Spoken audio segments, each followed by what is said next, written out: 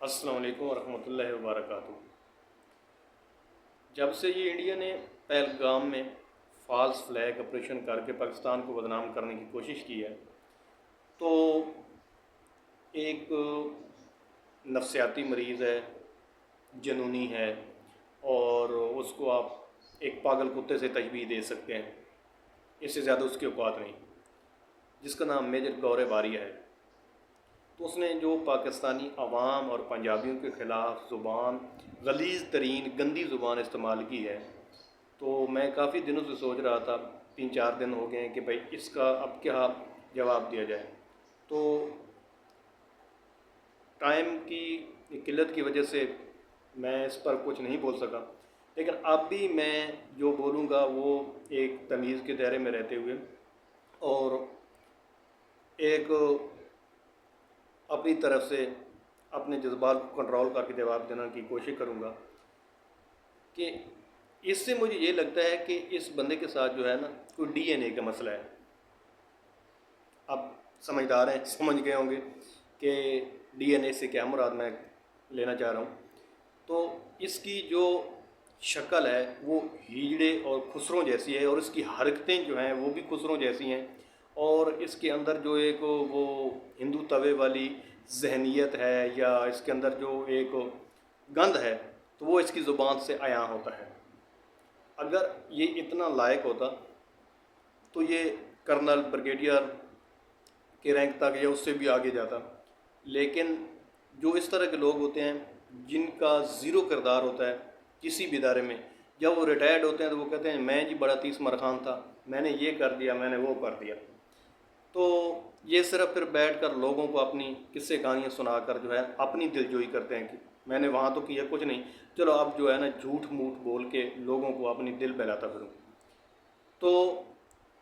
اس کے اندر کچھ بھی نہیں تھا۔ اس کو انڈین آرمی نے کہا بھائی آپ میجر رینک سے کک آؤٹ ہو جاؤ، ٹھیک ہے، آپ کے اندر وہ کیپیسٹی، وہ کیپیبلٹی نہیں ہے کہ آپ مزید جو ہے سرو کر سکے۔ تو اب اس کا کام کیا ہے کہ اب یہ بیٹھ کر صرف اور صرف پاکستانی عوام کے ساتھ پاکستانی جو یعنی کہ افواج ہے ان پر پھونکتا ہے، اور مختلف طرح کی یہ جو ہے نا اپنی خباثت جو ہے وہ ظاہر کرتا ہے۔ تو رہا مسئلہ ان کی آرمی کا، کچھ پھر ویڈیوز آئیں کہ جناب ہمارے پاس اتنی آرمی ریزرو ہے، ہماری اتنی ان ایکٹیو ہے، اور جو ہے ہمارے پاس یہ ہتھیار ہیں وہ ہتھیار ہیں۔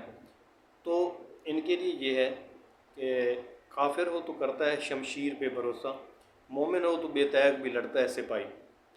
آپ ایک دفعہ پاکستان کی فضائی، سمندری یا زمینی حدود میں 1 انچ گھس کر دکھائیں، آپ کو وہ سرپرائز ملے گا، وہ شاندار استقبال ہوگا کہ قیامت تک آپ لوگ یاد رکھیں گے۔ ہم دنیا میں رہیں نہ رہیں، لیکن میں قسم کھا کے کہتا ہوں کہ پھر انڈیا نام کی کوئی کنٹری دنیا کے نقشے پر موجود نہیں ہوگی۔ انہوں نے مذاق سمجھ رکھا ہے کہ جب بھی کوئی ان کے دل میں آتا ہے کہ اب دنیا میں ہم بدنام ہو رہے ہیں یا ہم نے اپنا الیکشن نکالنا ہے، تو بس ان کے پاس صرف پاکستان کا ہی ایک جو ہے کارڈ بچا ہے جس کو یہ کھیلتے ہیں۔ تو اس وقت پورا پاکستان پاک آرمی بنا ہوا ہے، ٹھیک ہے، 25 کروڑ جو عوام ہے نا وہ ساری کی ساری آرمی ہے۔ اس کو عوام ڈکلیئر نہ کیا جائے، وہ ساری کی ساری آرمی ہے، ٹھیک ہے، کیونکہ ہمارے پاس تو یہ آپشن ہے نا، بلکہ ہمارا یہ ایمان ہے کہ جیو تو مثل غازیاں، مرو تو ہیں شہادتیں، ادھر بھی عبادتیں ادھر بھی عبادتیں۔ ہمارے پاس تو اگلے جہان کا بھی وعدہ ہے، اللہ پاک نے ہمیں فرمایا ہے، اور تم کافروں کے پاس تو صرف یہی جہان ہے۔ تو اگر تم اس ایک جہان پر اتنا اکڑ کر اور اتنا اچھل کود کرتے ہو تو پاگلو سوچو پھر ہمارا جنون ہے اس کا کیا معیار ہوگا، اور ہمارے جنون کی پھر کیا طاقت ہوگی۔ تو پھر ہمارے جنون کی جو ہے نا اس کا کیا ہی معیار اور کیا ہی مرتبہ ہوگا۔ تو اس وقت پاکستان کے کسی بھی کونے سے جہاں سے بھی آپ گھسنا چاہیں گے آپ کو ایک شاندار سرپرائز ملے گا، اور آپ ایسی دوڑ لگائیں گے کہ آپ دہلی سے پہلے رکیں گے نہیں، اور نہ ہی ہم آپ کو چھوڑیں گے۔ تو ہم پھر بھی بار بار آپ کو یہی کہہ رہے ہیں کہ آپ جتنے 30 مارخان ہو ایک دفعہ کچھ کر کے دکھاؤ، کرو، ٹھیک ہے، ایک دفعہ کرو تو صحیح، سٹارٹ تم کرو گے، ختم ہم کریں گے۔ تو تمام محب وطن پاکستانیوں سے میری یہ ریکویسٹ ہے کہ اس طرح کے لوگ جب بھی جہاں بھی آپ کو بھونکتے نظر آئیں ان کو فوراً وہیں پہ جو ہے چیک کیا جائے۔ ان کی مثال ایسے کتوں کی طرح ہوتی ہے جو آوارہ کتے ہوتے ہیں، اور جس کو پکڑنے کے لیے آپ پکڑنے کے لیے جب اس کو آپ گھیرتے ہیں، اس کے گرد گھیرا تنگ کرتے ہیں، تو وہ ایک کونے میں جا کے دو وقت کا بیٹھتا ہے اور وہیں سے آپ کو جو ہے نا